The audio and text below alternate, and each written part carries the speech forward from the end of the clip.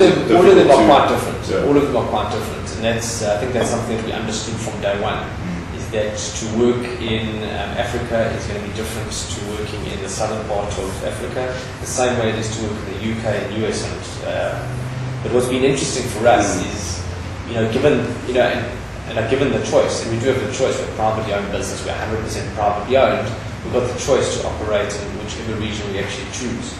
And it has been our choice for many, many years is to expose ourselves to the African market, where we want to be, and we don't see the reason why we can't. Maybe it's our bigger picture is that we want to be leaders within the African field. To date, the company has grown to be the largest privately owned infrastructure management company on African continent. But where we propose to be is to now take the African skill onto an international basis. And given the kind of situation we are in terms of the economy, do you think it's possible, in fact, do you think it's a viable business proposition model to be able to juggle both your interests locally and in the African market and still replicate what you're seeing in terms of global trends? But the economy at the moment is tough. I mean, it's extremely, extremely tough globally. The financial services market is completely shot. The property market is completely shot. Our experience in the ICT market for our business is unaffected at the moment. But obviously the global economy and the crisis is going to affect all business. So where we will see it, we will see maybe our debtors starting to drag us out a little bit longer. So those are sort of like the impacts that we will actually see. In terms of our expansion, the reason why it shouldn't, and it most probably won't, interfere with our vision for this year is because we're 100% annuity-based business. So we've got contracted annuity-based services. The rand dollar has no direct impact on us at all, in that we procure all our hardware locally. So we pay it in rands, and we sell it in rands. We pay it in whatever other currency. And thirdly to that is the shift in the shortage of ICT skills has changed in the last 6 months. 6 months ago, I remember having an interview to say we're battling to get good talent in South Africa and Africa, and we saw a lot of our talent exit. So we saw a lot of our top professional skills exit, go work in Europe and the US and so on. We inundated at the moment with CVs of people wanting to actually come back. So it's been an incredible change. And obviously the world goes in these cycles, but for the first time ever, we've seen this cycle turn in 6 months. So suddenly what's actually happening is and I used to always talk about to attract and retain talent in the ICT industry being very, very tough. The market's changed. It's done a 180.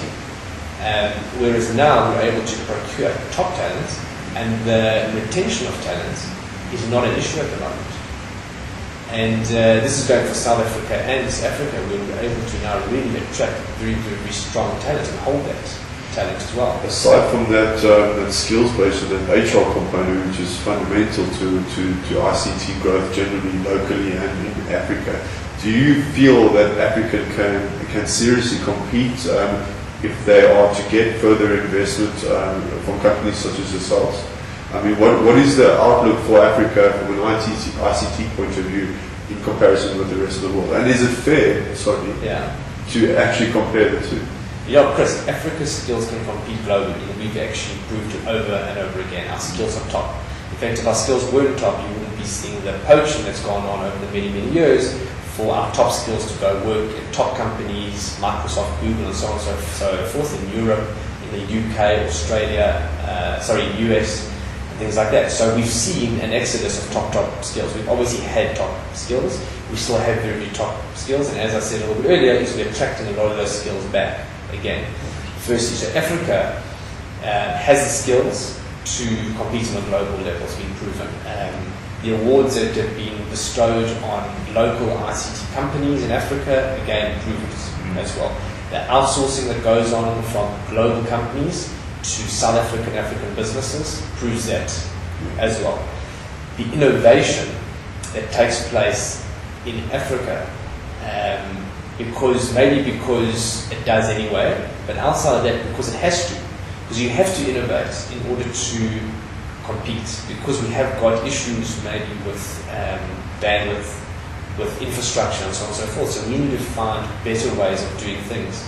Whereas in the American markets, you don't have to think about any other variables other than just doing that particular or providing a particular service. We have to account for all these other third-party issues. So that also makes us leaders in that field. What has limited, I believe, South African businesses from really spreading their wings, and is very much the fact that the digital divide is a very defined line. There's this very defined line between companies in South Africa trying to operate globally due to the infrastructure issues. But what we mapped out and planned out for this year, actually, which will start seeing the impact of that 2010 and beyond, that is without doubt an inclusion for Africa to trade on a global level. ICT is core to it because it underlines your communications, your telecoms, your infrastructure calls, the internet, the access. It basically includes Africa in the rest of the world. I mean, if we look at it, it was last year that Northern Africa, $400 million left Africa to go pay for the routing of local calls. So essentially what you've got local telephone calls in Africa that are being routed through the US and back to Africa. That's costing us $400 million a year. So we're just sort of leaking that money out. It's our intention to attract and retain and keep that money locally. We already do it in a different level. What we do is we provide global services using local African people. So as opposed to providing global services by losing our people and sending them to Europe and the UK and so on and so forth, we provide the skills, but we keep the people here. And I think that's what the market's liked. In fact, the market's loved it, and the international market loved it. We've attracted attention from Dubai, like you actually know, where they are they're just completely bowled over how we've been doing this for like all these years. Also, if we look at what's happening now, this is actually this is sort of like breaking news, where there's a big question over the outsourcing to India. You've got Satyam, who was probably one of the largest Indian ICT businesses, where they've obviously identified a few issues there, and the World Bank has pulled a lot of its outsourcing to India based on the issues that have arisen with that business and the general ICT sector in India. Where else do they actually outsource to? South Africa and Africa is perfect. There's a language barrier, it is not really there, the skills there. And it's a call center hub for the world. So we'll take advantage of that this year. And just to then expand on that, it's always been our vision to be 100% African owned, which is what we've currently done and we're always actually doing. It's always been our vision to take our business, to grow our business in the South African market, which we've done. We've covered the South African market. It's always been our vision to go and have an entree to Africa. Our office in Botswana was the first entree to Africa, so we've actually done that. It's always been our vision to use that as the gateway to the rest of Africa, and we've done that as well. So it is our vision going forward is to get more entrenched into the different African regions, which we're actually busy with. Any specific regions that you're going to be targeting in the short term? Nigeria was obvious. Right. We're busy with Rwanda as well at the moment. As I say, November I was there. In fact, there was such a lot of interest with us going there that companies from Dubai actually flew out to actually meet us. I'm going back to Rwanda in February, so I'm going actually back there. We've tied up with a company there. And as I say, we're investing money and time and resources and skill and talent and transfer of intellectual property to these local businesses for them to become Integr8 businesses. And obviously what we'll do with that is we'll adapt it for that local market. And working with the people up there has been fantastic.